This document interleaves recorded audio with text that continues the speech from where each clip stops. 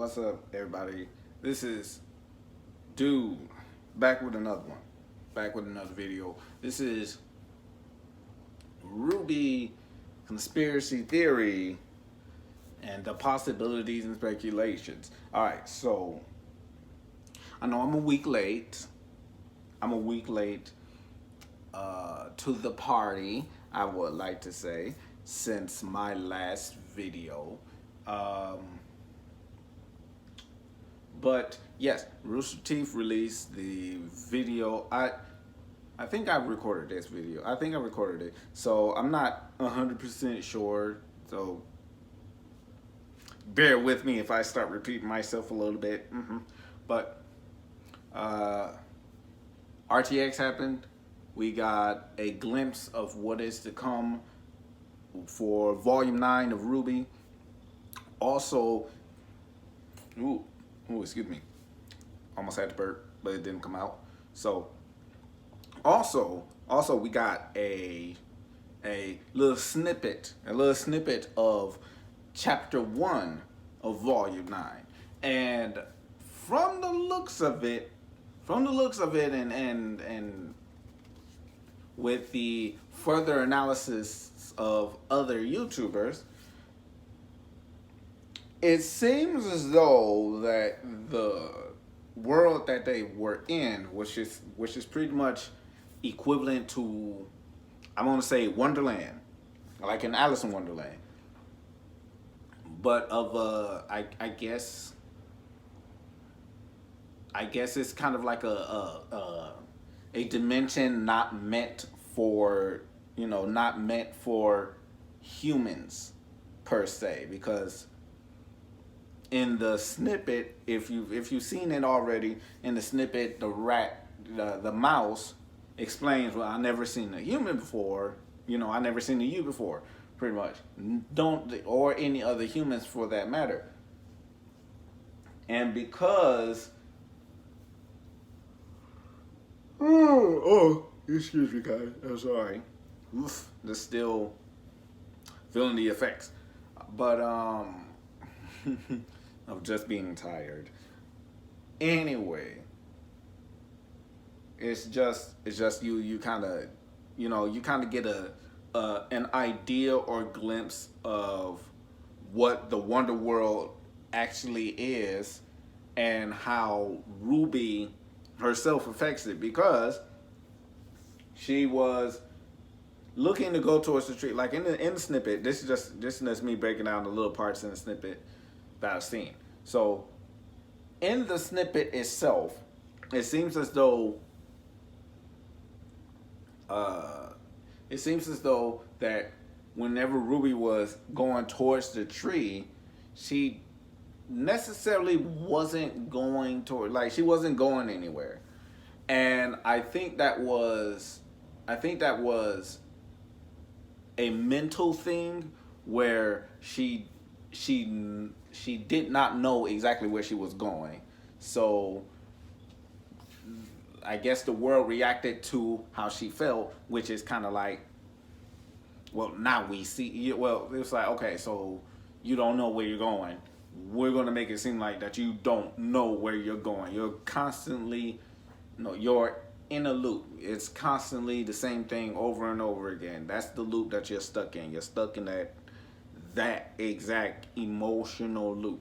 So even with all that, that's like crazy in in and of itself. Just due to the fact that there is a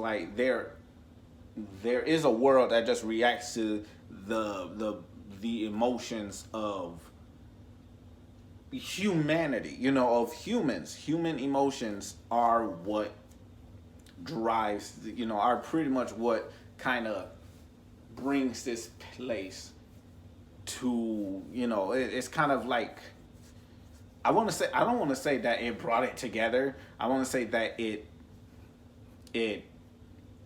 bends it to the emotions of whoever is there, because they aren't supposed to be there at all. So let's put into let me just put into perspective of one conspiracy that I do have, and it's going back to some of the people that some of the people that I feel like have reached their, either reached their point of interest or are on their way to reaching their point of interest.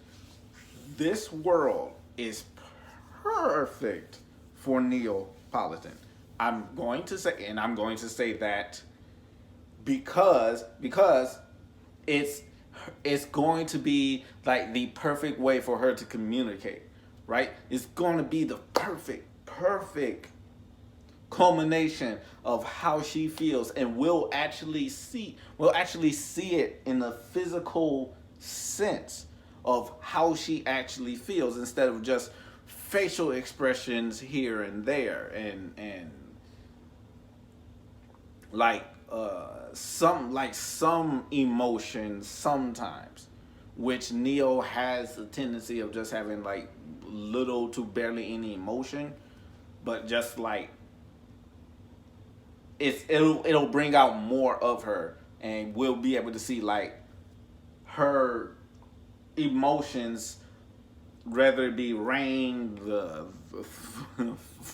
fire, or just something, or just like straight up confusion, or something like that. It'll be or just a storm period, because she has a bunch of mixed emotions, and that will be in part due to John. John will be her, I want to say, her kind of saving grace. Like she may do something like I can't stress this enough.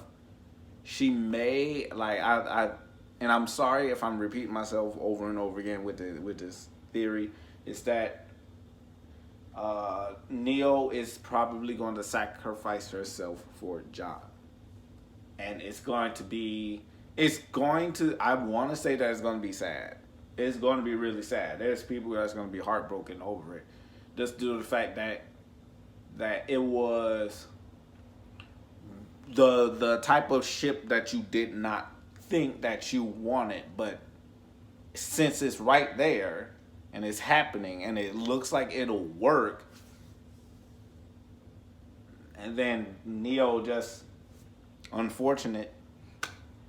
Or do you think that, or it could be John? John could be the one protecting Neo, and that could send Neo over the edge. Like, and I see them making it out of what many people are calling it the ever after, which is I was like, oh, that's cool. That's a cool name for it, cool concept, cool everything like that. So I'm a follow suit. The ever after is the place that it's called. Like, Wonderland is great, but the ever after is branding. No, I'm just playing. But in the ever after, I believe that we'll be able to know a little bit more about how Neo is feeling about the whole situation, whether it be in regards to RWBY. We already know that she misses Roman Torchwick. How she's gonna feel about John. How their relationship is going to go further along, because John seems like John is the most level-headed of everyone. He's the most level-headed. He has come a long way.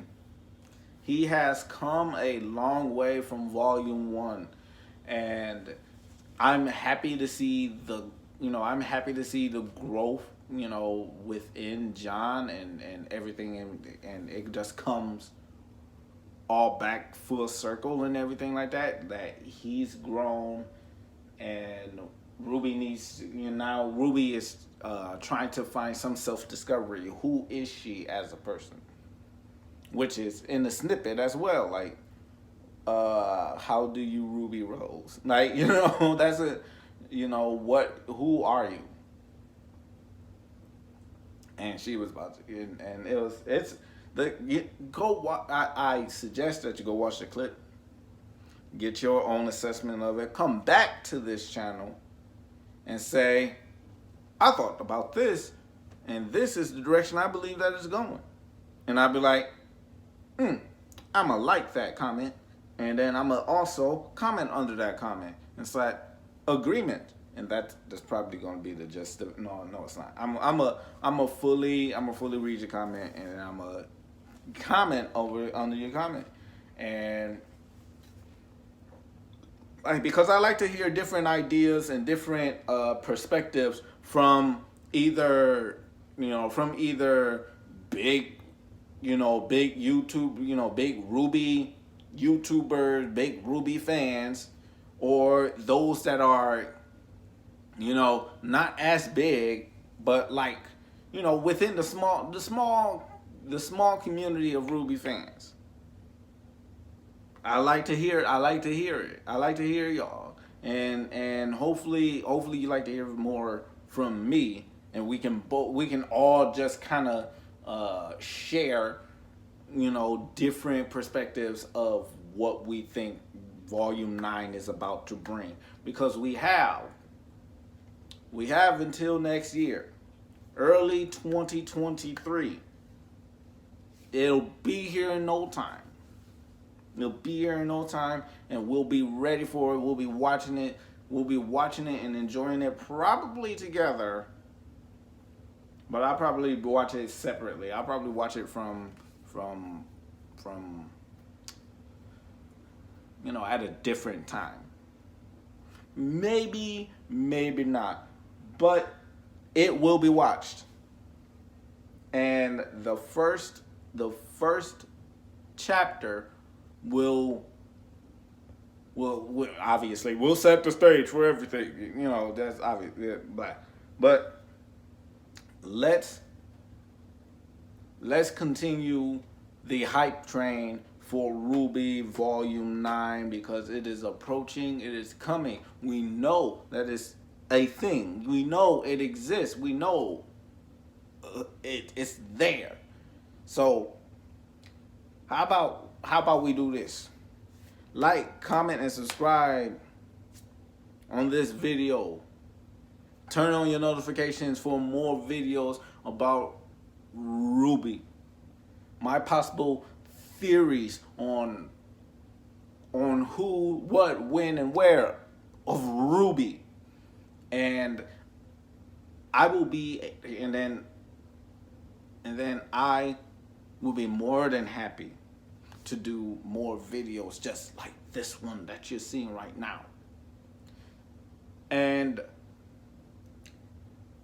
with that said, because this video going on longer than what I wanted it to, but I'm just as excited, and I'm hyped for Volume 9 as you all are. So with that said, kings, queens, and everything in between, I will see you in the next video, and I hope that you have a wonderful, awesome day, a wonderful, awesome week, and I shall see you